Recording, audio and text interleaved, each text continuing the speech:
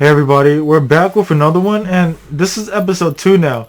So episode 2, so we also episode 1, Luffy, he gets he gets Kobe out of this ship, and they go on this journey to find the pirate hunter Zoro. And then now, we're seeing that, so now I fast forwarded to the backstory of how Zoro got tied up in the first place. And what I wanted to point out is, would Luffy have done the same thing that Zoro did, where he would let himself be tied up and then put on display for 30 days for this challenge? And obviously Luffy says that he would be dead in 3 days, so he might not have took it. But look at the difference between Luffy and Zoro, and I want to point out that Luffy and Zoro, they both are strong-minded, whereas Luffy is saying that he wants to die to become the Pirate King.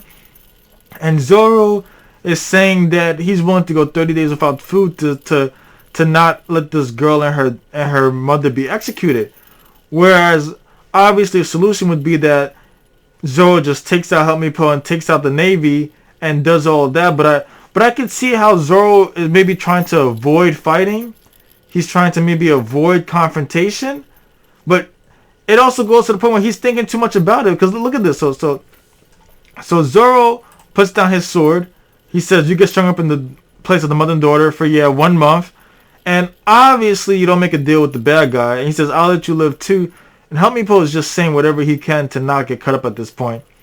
And then check out Zoro. He throws down his sword. And he basically makes a deal with the devil. And you wonder, would Luffy have done the same thing? And then we quickly find out that he would not have, because check this out. Luffy just punches Help Me Po, and he knows. Luffy knows that this is Captain Morgan's son. Luffy knows who it is, and knows that doing anything to Help Me Po will get him into trouble. But check this out. He gets upset, and then he punches him, runs over, doesn't say a word. It's on sight for Help Me Po. Doesn't say a word, and he just punches him straight in the face. And then he says, what the hell are you doing? Luffy-san, please stop. This guy is scum.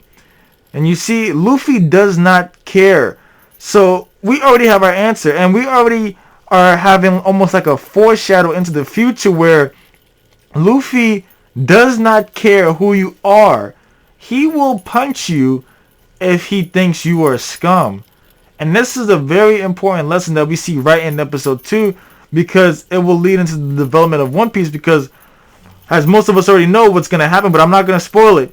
But we already, it's just like Luffy is willing to show that he's not afraid of who you are or what your family tree is. He wants to show that he's above all that. And I don't mean that he's better, but he's above in the sense that that's not a deal breaker for him. He's going to stand up for what is right every time. Well, so far as we see in episode 2. And then we have this little gag moment right here where Captain Morgan punches Help Me Po, and then Luffy flies up, and then they all have the scared face because Luffy just goes up, and then look at what happens to the thing. So this guy is scared.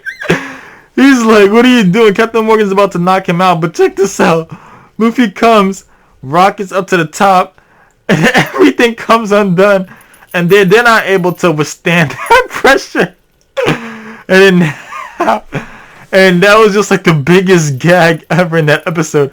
And all Luffy says is sorry, because what else can I say?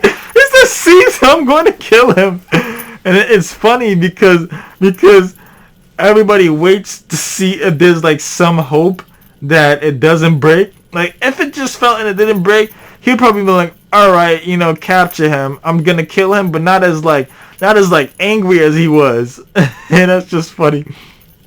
And then Luffy now gets Zoro's swords, and then Luffy shows that he has realized this. But did anybody else realize that Luffy is always saving somebody first, and then they become friends? I mean, we've only seen 2 episodes of this, but the first episode he meets Kobe. Kobe is in trouble, and then he saves Kobe, and now Kobe becomes a follower. Zoro is in trouble.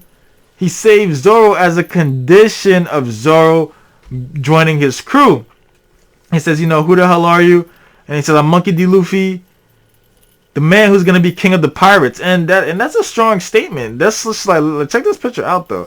That's a strong statement because it's just like, this is Luffy's whole purpose of living, raison d'être in French, the reason of existence, like the reason of being. He wants to be the pirate king, and we get flashes of this woman. We don't know who this girl is yet, by the way. Like who's this woman who's just conveniently here 2 episodes in a row? Like, we didn't talk about her the last episode, but she's definitely here right now, and I'm trying to, like, right here, who is she? What is her story, and why are we seeing her 2 times in a row? Are they just conveniently following each other? Who knows? I mean, we're obviously gonna find out, because the Oda has made a point to show her twice now. So perhaps she's like has a story to tell of her own. But so far we've seen that Luffy is saving people 2 times in a row. He saved Kobe and he saved Zoro, and I think that we're gonna be seeing a lot more of that. A lot more of Luffy saving people in order for them to either be followers of him or join his crew. I mean, we've seen it twice. Maybe it doesn't happen every single time, but so far this is what we've seen 2 times in a row. It's like a pattern that's developing. Stay tuned for the next episode. We're going to be uploading the next episode soon. By we, I mean we're just going to record and then watch the episode, record it, and then just upload it.